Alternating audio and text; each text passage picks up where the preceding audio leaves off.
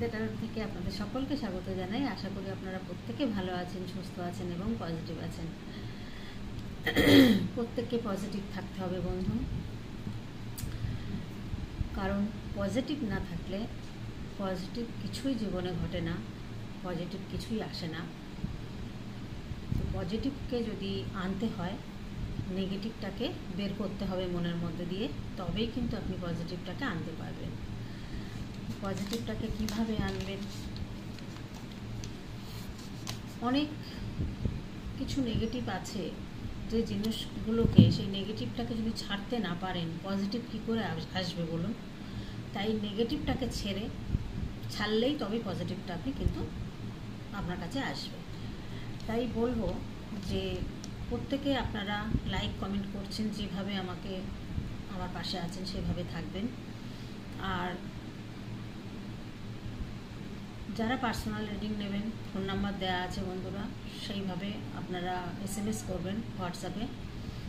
যদি মনে করুন না পাচ্ছেন, তখন হোয়াটসঅ্যাপ থেকে কলও করতে পারেন, কারণ ফোনটা সবসময় তো কাছে রাখা সম্ভব হয় না। তো যাই হোক, আমি দেখলে ঠিকই কল করে নেব। তো এখন যেটা আজকের মনে হচ্ছে যে আদরে যত্নে ভরা ভালোবাসা নিয়ে কেউ আপনার জীবনে আসছে। আদরে যত্নে ভরা ভালোবাসা নিয়ে কেউ কিন্তু আপনার জীবনে আসছে। কে আসছে সেটা দেখতে হবে। নতুন মানুষ না পুরনো মানুষ, কে আসছে আপনার জীবনে?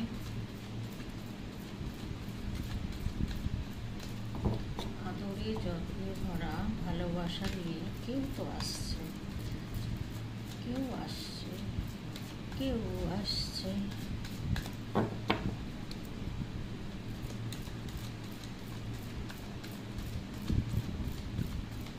পজিটিভ পজিটিভ সবাই লাইক করে কিন্তু ভিডিও দেখবেন বন্ধুরা। কমেন্ট করছেন না আপনারা প্রত্যেকে, এটা কিন্তু ঠিক করছেন না। আমি বলেছি কিছু লেখার না থাকলে একটা থ্যাংক ইউ ইউনিভার্স লিখবেন, কিন্তু প্রত্যেকে সেটা করছেন না। এতজন ভিডিওটা দেখছেন আর কমেন্ট করছেন মাত্র কিছু মানুষ, এটাকে ঠিক করছেন? এত বলছি আপনাদেরকে যে একটু কমেন্ট, একটা থ্যাংক ইউ ইউনিভার্স লিখতে কি আপনাদের এতই সময় লাগে বলুন? এতই সময় লাগে নাকি কোনো কষ্ট হয়? এত কষ্ট হয় বলুন একটা থ্যাংক ইউ, ধন্যবাদ জানাতে ঈশ্বরকে, ইউনিভার্সকে ধন্যবাদ জানানোটা কি খারাপ জিনিস? না করলে না লিখলে আর কি করবো বলুন? আপনারা যারা কমেন্ট করেন, আমি তাদেরকে বলছি না বন্ধুরা, আপনারা সত্যিই ঠিক করেন, আপনাদের মনের কথা জানান, আমাকে নয়, ওটা ইউনিভার্সকে জানাচ্ছেন, এটা মনে করবেন। শুনুন, আমরা প্রত্যেকের মধ্যেই আমাদের ঈশ্বর আছে। তার মধ্যে হ্যাঁ, কিছু নেগেটিভ মানুষ থাকে, কিছু পজিটিভ মানুষ থাকে, এটাই ডিফারেন্স। আর প্রত্যেকের মধ্যে ঈশ্বর যেমন থাকেন, তেমনি কিন্তু আপনি যে লেখাগুলো লিখছেন যে ইউনিভার্সের উদ্দেশ্যে, ইউনিভার্স নিশ্চয়ই দেখছেন, নিশ্চয়ই বুঝছেন আপনার মনের কষ্ট যন্ত্রণা। সে যখন মনে করবেন যে এবার বিচারের টাইম হয়েছে বা এবার জাজমেন্টের সময় হয়েছে, তিনি ঠিক করবেন। আপনি যতই লাফালাফি করুন না কেন, যতই কান্নাকাটি করুন না কেন, আপনার জীবনে কিন্তু সঙ্গে সঙ্গে সেটা আপনি পাবেন না। আর যদি ইউনিভার্সের উপর ছেড়ে দেন, ইউনিভার্স ঠিক আপনাকে একটা না একটা কিছু পাইয়ে দেবেন, সে ঠিক দেবেন। এবং যার শাস্তি, যার কর্মা আছে, ব্যাড কর্মা আছে, ব্যাড কর্মা রিলিজ করবেন, তারপর কিন্তু পজিটিভ হবেন। তারা নেগেটিভ নাহলে নেগেটিভই থাকবেন, ঠিক আছে? তাই জন্য বলবো বন্ধুরা, পজিটিভ থাকুন, পজিটিভ থাকুন, পজিটিভ চিন্তাভাবনা করুন। ওই একটা চিন্তা নিয়ে যদি পড়ে থাকেন, তাহলে জীবনে দাঁড়াতে পারবেন না, কিছুই করতে পারবেন না। আর ওই নিয়েই পড়ে থাকতে হবে। আপনি যার জন্য কাঁদছেন, সে কি আপনার জন্য কাঁদছে? কাজ টাজ ফেলে কি কান্না করছে বসে বসে? দেখে আসুন তো গিয়ে। সে কিন্তু বসে বসে কাঁদছে না, সে কিন্তু ফুর্তিতে আছে, সে কিন্তু তার নিজের কর্ম ঠিক করে যাচ্ছেন, ঠিক আছে? তো আপনি কেন শুধু শুধু কাঁদছেন? একদিন কান্না করুন, সেটা মানুষের কাছে না, ইউনিভার্সের কাছে। লিখছেন, ঠিক আছে, এটা তো সে দেখতে আসছে না, আপনার মনের কষ্টটা সে তো দেখতে আসছে না, আপনি লিখছেন, লিখুন। কমেন্ট করবেন বন্ধুরা, কমেন্ট করাটা খুব জরুরি, লাইক কমেন্টটা করবেন। আর নতুন যারা আছেন তারা তো অবশ্যই সাবস্ক্রাইব করবেন।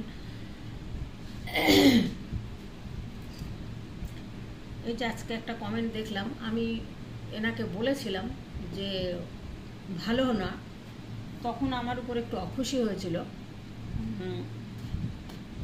ভেবেছে আমি মিথ্যা কথা বলছি। ট্যারোট কার্ড বন্ধুরা কথা বলে, এটুকু আমি খুব ভালো করে প্রমাণ পেয়েছি।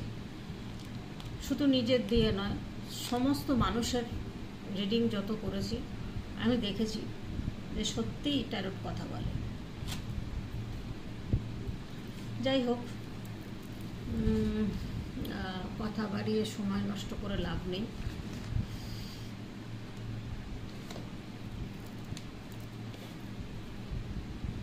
আদরে যত্নে ভরা ভালোবাসা নিয়ে কে আসবে? এখানে তো দেখা যাচ্ছে রাতে ঘুমাচ্ছেন না, কান্নাকাটি করছেন, দুঃস্বপ্ন দেখছেন, চেষ্টা করছেন, নিজেকে ব্যালেন্স করার চেষ্টাটা করছেন। এই চেষ্টাটা থাকলেই ব্যালেন্সটা আপনার জীবনে ঠিক আসবে। ব্যালেন্সটা করুন। আর আপনি হয়তো স্ট্রেট ফরওয়ার্ড কথা বলেন, মানুষের মুখের ওপরে যেটা বলার, যেটা সত্যি মনে করেন সেটা কথা বলেন, বা যেটা প্রোটেক্ট করার সেটা করেন। আপনি ঠিক এরকম টাইপের একজন মানুষ, সেটা পুরুষ হন বা মহিলা হন, যেটাই বলেন সেটাই কিন্তু যা বলার, মানে আপনার মধ্যে যে এক্সপিরিয়েন্স আছে বা আপনার মধ্যে যে ধৈর্য, যে কোনো ব্যাপারে স্টেপ নেওয়া, আপনার মধ্যে স্ট্রেংথ রয়েছে, উইজডম রয়েছে, এক্সপিরিয়েন্স রয়েছে, সেই ভরসাতে হয়তো আপনি প্রোটেক্ট করার ক্ষমতাটা আপনি রাখেন। এবং এটা হচ্ছে এয়ার এলিমেন্ট,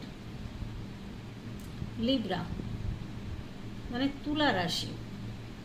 আমি রাশি বলি না, অনেক বন্ধুরা লেখেন যে রাশি বলেন না কেন। দেখুন বন্ধুরা, এইগুলো না সঠিক রাশি না, এটা হচ্ছে জোডিয়াক সাইন। জোডিয়াক সাইন কি মাস দেখে হয়, সেটা গুগলে আপনারা আপনার মাস দিয়ে সার্চ করবেন, দেখবেন রাশির সাথে একদম মিলছে না। আপনার যদি তুলা হয় আপনার আসবে মীন রাশি। কোথায় তুলা কোথায় মীন, বুঝতে পেরেছেন? আমি মানে সত্যি কথা বলতে কি, আমি শুধু বোঝাতেই থাকি আপনাদের। এইসব রাশি তো আমার এখানে সব রয়েছে, সব রাশি মোটামুটি এসে গেছে। আমি কি বলবো রাশি বলুন তো? এখানে বায়ুতত্ত্ব এসছে, অগ্নিতত্ত্ব এসছে, আকাশতত্ত্ব এসছে, জলতত্ত্ব সবই তো এসছে, আর্থ অ্যানিমেল এসছে। তাহলে আমি কি রাশি বলে কি হবে? আর এই রাশি জেনে আপনাদের কোনো লাভও নেই, আপনারা বুঝবেন না এই রাশি সম্পর্কে।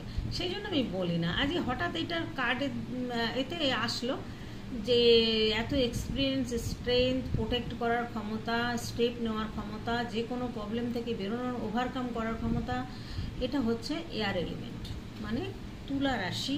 তুলা, মিথুন, কুম্ভ, এয়ার রাশি হচ্ছে তুলা, মিথুন, কুম্ভ, ঠিক আছে?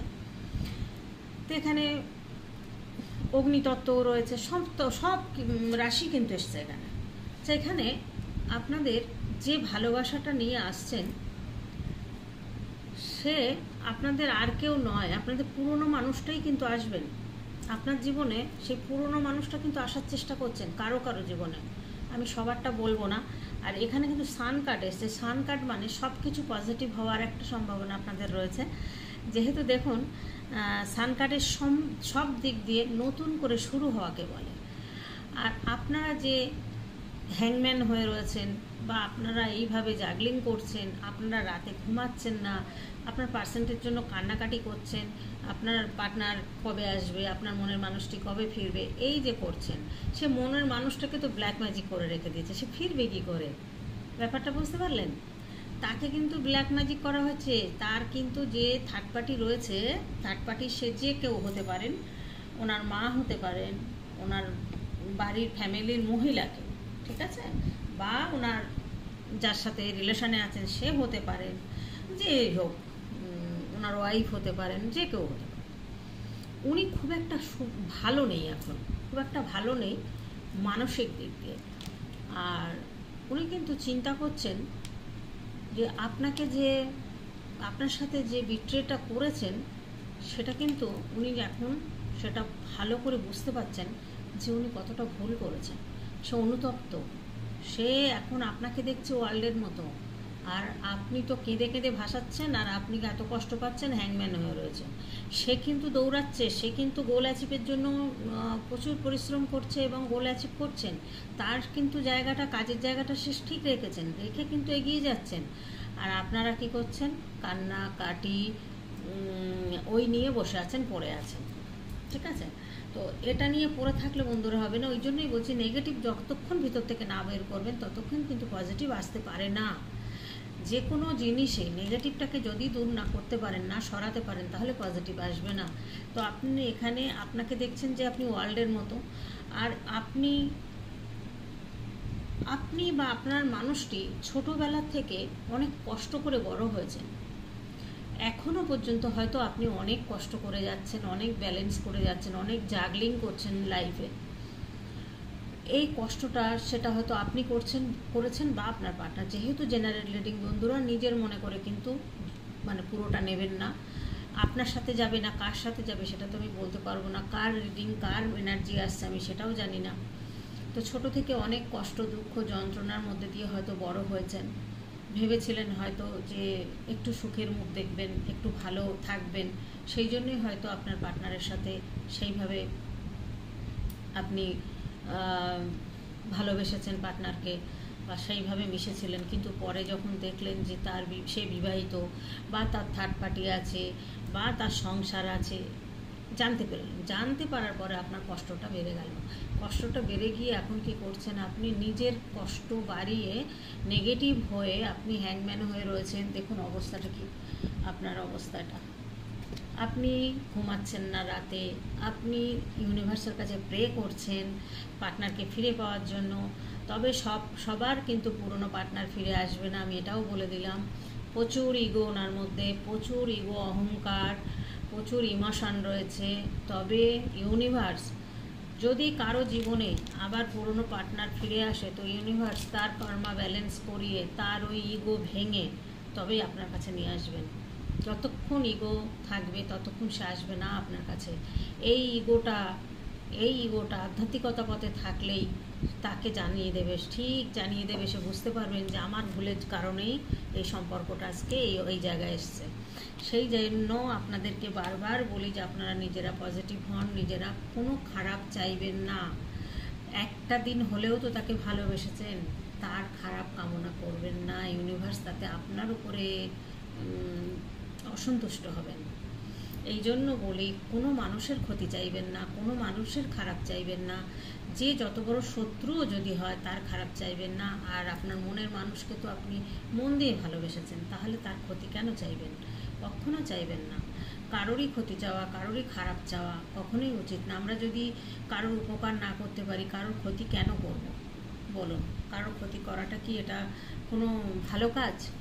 তো এখানে এসছে যেটা এস অফ সোর্স, এখানেও বলছে নিউ বিগিনিংয়ের কথা। নিউ বিগিনিং কিন্তু আপনাদের একটা হবে।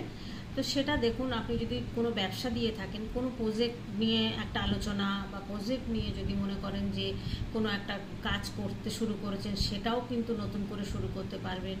এবং আপনি কিন্তু আপনার রিলেশনের দিক দিয়েও কিন্তু নতুন করে শুরু হবে কারোর সাথে। কেউ নতুন পার্টনার আসবে কারোর লাইফে, সেটা আসবে কিন্তু সোলমেট কানেকশন। এবার যে আসবেন সে কিন্তু সোলমেট। আমি বলছি না যে পুরনো যে ছিল সে সোলমেট নয়, হতেই পারে সেও সোলমেট, কিন্তু সে আপনার সঙ্গে যে জিনিসটা করেছেন তার জন্য কিন্তু আজকে সে ফল ভোগ করছেন। তার জন্য ইউনিভার্স কিন্তু যা শাস্তি দেওয়ার, সাজা দেওয়ার সে কিন্তু দিচ্ছেন, আর সে কিন্তু তার শাস্তি পাচ্ছেন। এখন নিজেকে বাঁচানোর তাগিদেই রয়েছেন তিনি। ঠিক আছে? সে বাড়ির লোকের জন্যই হোক বা থার্ড পার্টির জন্যই হোক বা ওনার যেই হোক হতে পারে। ওনার বুদ্ধি কিন্তু প্রচুর, ওনার যে বুদ্ধি নেই তা নয়, ওনার বুদ্ধি কিন্তু প্রচুর রয়েছে। এবং উনি কিন্তু ভীষণ ইমোশনাল মানুষ, ভীষণ ইমোশন রয়েছে ওনার মধ্যে। উনি অ্যাকশান নেওয়ার চিন্তাভাবনা করছেন, উনি পারছেন না, উনি ওনার নিজের ভুল বুঝতে পেরেছেন। উনি মনে করছেন যে আমাকে এখান থেকে বেরোতেই হবে, যেভাবেই হোক আমার নিজের ভুলটা আমাকে স্বীকার করতে হবে। ইউনিভার্সের কাছে কিন্তু ছেড়ে দিয়েছেন, এখন ইউনিভার্সের উপরে ভরসা করছেন যে ইউনিভার্স যা করবেন তাই হবে। তো ওই দেখুন ইউনিভার্সের কাছে প্রে করছেন। ওনার যে বিপদটা হয়েছে সেই বিপদটা সবাই দেখছেন, কিন্তু কেউ বাঁচাতে আসছেন না, কারণ নিজের দোষে এই বিপদটা উনি ডেকে নিয়ে এসেছেন, সেই জন্য কেউ বাঁচাতে আসছেন না। আর যে ভদ্রমহিলা ওনাকে করেছেন এটা হচ্ছে সে তার রূপ, ঠিক আছে। আর আপনারা যে হ্যাংম্যান হয়ে রয়েছেন, আপনারা যে রাতে ঘুমাচ্ছেন না, কষ্ট পাচ্ছেন, শুধু এটা করবেন না। এগুলো করলে আরও বেশি পিছিয়ে যাবেন, এগুলো করবেন না। তাই জন্য আপনাদের বারবার বলি।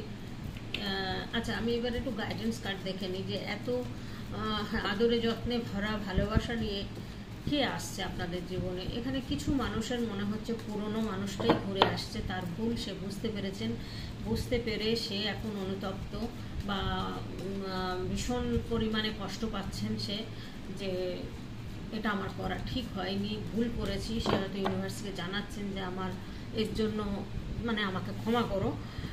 তো ইউনিভার্স তো ক্ষমা নিশ্চয়ই করবেন, কিন্তু সেই জায়গাটা তার পরিশোধ করে তো নেবেন, তারপরে তো না।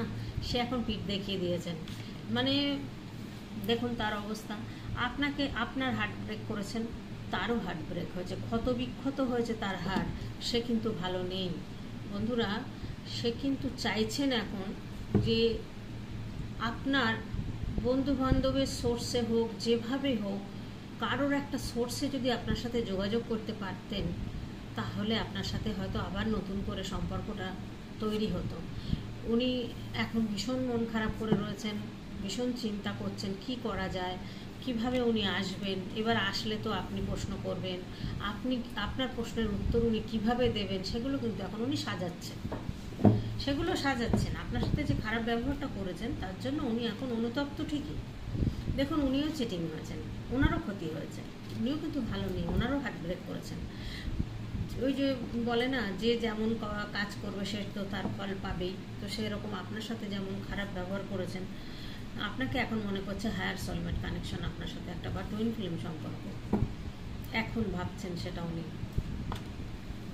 আপনার সাথে খারাপ করেছেন, মিথ্যে কথা বলেছেন, গোপন করেছেন। দেখুন এখন জাস্টিস চাইছেন উনি, এখন চাইছেন যে একটা জাস্টিস হোক ওনার লাইফে। তো এখানে দেখা যাচ্ছে, আচ্ছা এখানে এম্পারার এসছে, এম্পারার আসলো কেন? মেজর আরকানা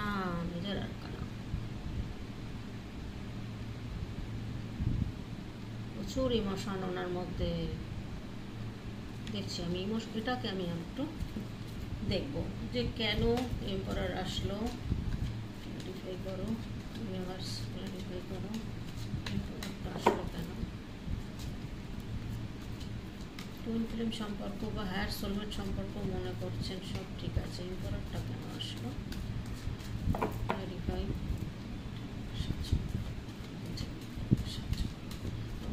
গাইড করো।